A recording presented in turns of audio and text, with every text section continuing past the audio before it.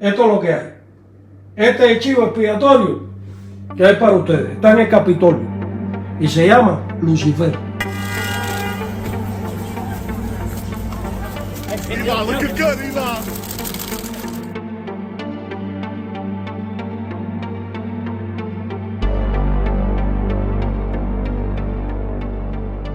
Consigna que ha sido la premisa de la campaña electoral de Gustavo Petro, que lo han llevado a la presidencia, que es la consolidación de la paz total.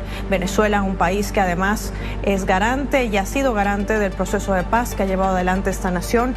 Ya el año 2016 con la firma del acuerdo de paz con la extinta FARC-EP y ahora tras el inicio de diálogos con el Ejército de Liberación Nacional. Venezuela también aporta a esta paz total, un proyecto ambicioso de Colombia y que incluye, por supuesto, al resto de la región. Colombia ha sido uno de los países a la cabeza de Gustavo Petro que ha impartido entre su línea de relaciones diplomáticas internacionales y ha condenado las sanciones económicas que aún se mantienen de manera unilateral contra esta nación bolivariana.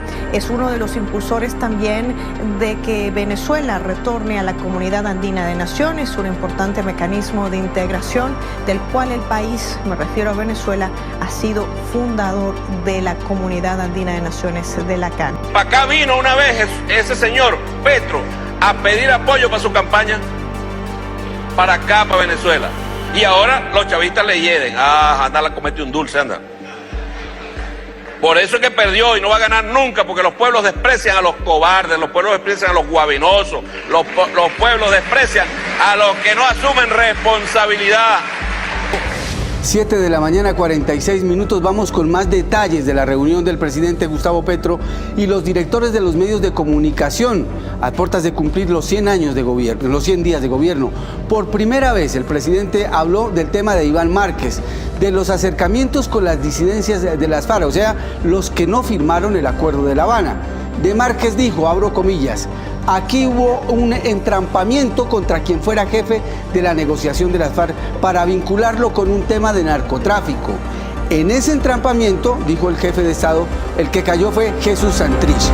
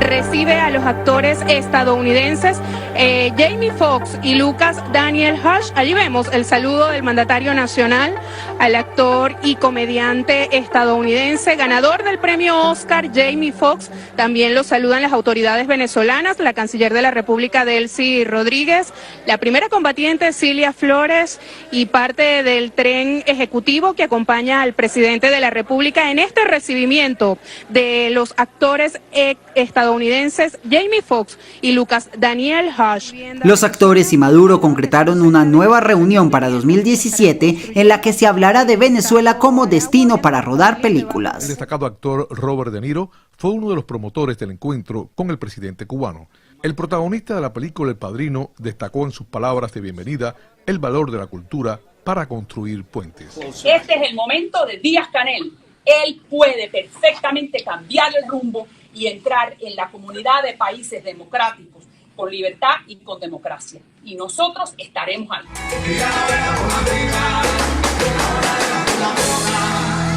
Es muy sencillo si para usted Chávez fue un dictador o no. A mí me parece que lo eligieron popularmente. O sea que para usted no fue un dictador.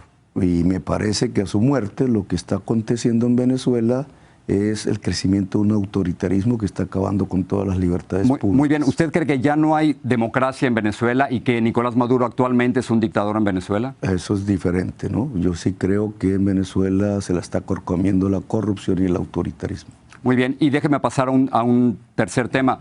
Para usted, ¿Raúl Castro es un dictador en Cuba? Yo pienso que toda economía estatizante termina matando las libertades. Sí, pero la pregunta es muy sencilla. Si para usted Raúl Castro es un dictador. Un régimen sin libertades es una dictadura.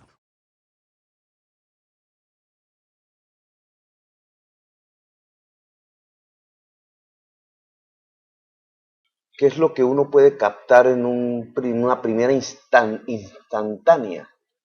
Que algo pasó aquí, algo sucedió aquí, no simplemente el hecho trágico de la muerte de una persona, de un presidente, sino que fue tan profundo las cosas que sucedieron aquí y suceden, que estremecen el mundo.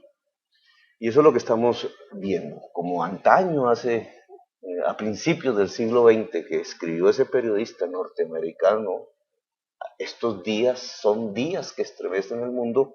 Hoy podríamos decir lo mismo. ¿Está sorprendido usted entonces por esos millones de personas en las calles ayer y millones de personas hoy en la Academia Militar? El mundo está sorprendido, porque no se lo esperaban. Si uno va, sobre todo a Colombia, o a entornos europeos, incluso norteamericanos, que han estado más sujetos a una visión mediática de lo que sucedía en Venezuela, sin investigar lo que realmente sucedía en Venezuela, allá en los 90, a principios del siglo XXI y en esta década que ha pasado. Un ciudadano del común diría, Chávez es como un personaje medio folclórico, dirían en la ciudad de Bogotá. Y así hablaban, y no entendían qué pasaba aquí. No podían captar a partir de la pantallita esa del televisor que les iba mostrando un pedacito del discurso, cierta palabra, cierto canto que mostraba una imagen que no era. No podían captar la realidad y la intensidad de la historia que se estaba viviendo, no solamente en Venezuela, porque ahora tenemos que hablarlo así, es la historia de América Latina, la que se comenzó a reescribir.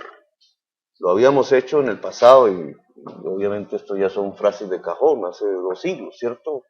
Diferentes líderes intelectuales, revolucionarios, muy influenciados por Francia, etcétera, empezaron a construir una historia latinoamericana con su lucha.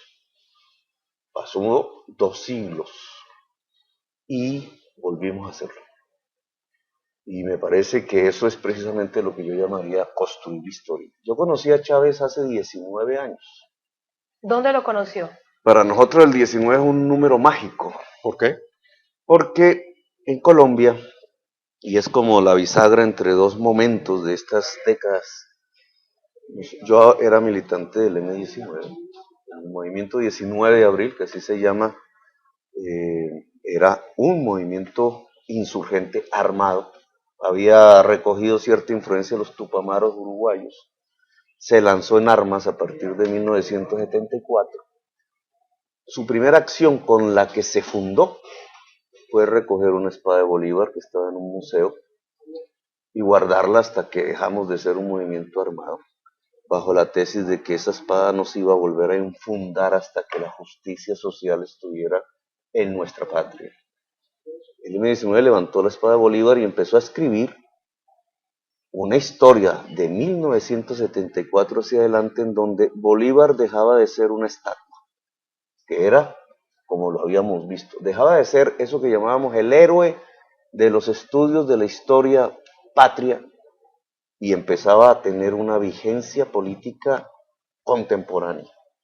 El M-19 hizo eso en 1974. En 1989 dejó las armas. América Latina, esa era una etapa. América Latina se dividía en 2, las dictaduras del Cono Sur y otros feroces, y las guerras revolucionarias en Centroamérica y Colombia. Alguna triunfó, Nicaragua, otra estaba a punto, El Salvador.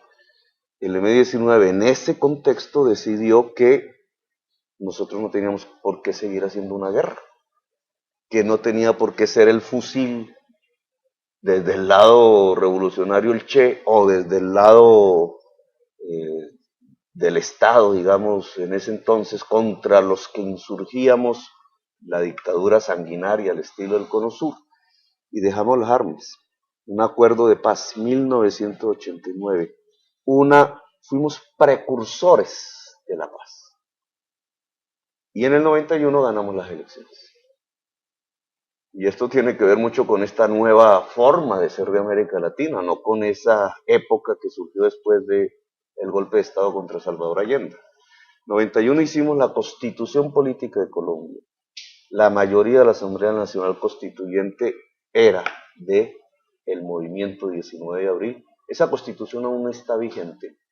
Pero entre el momento en que levantamos la espada de Bolívar, 74, y el momento en que de corbata, sin fusiles, hicimos la Constitución, aquí habían unos jóvenes militares que habían prestado atención, que tenían su propia dinámica.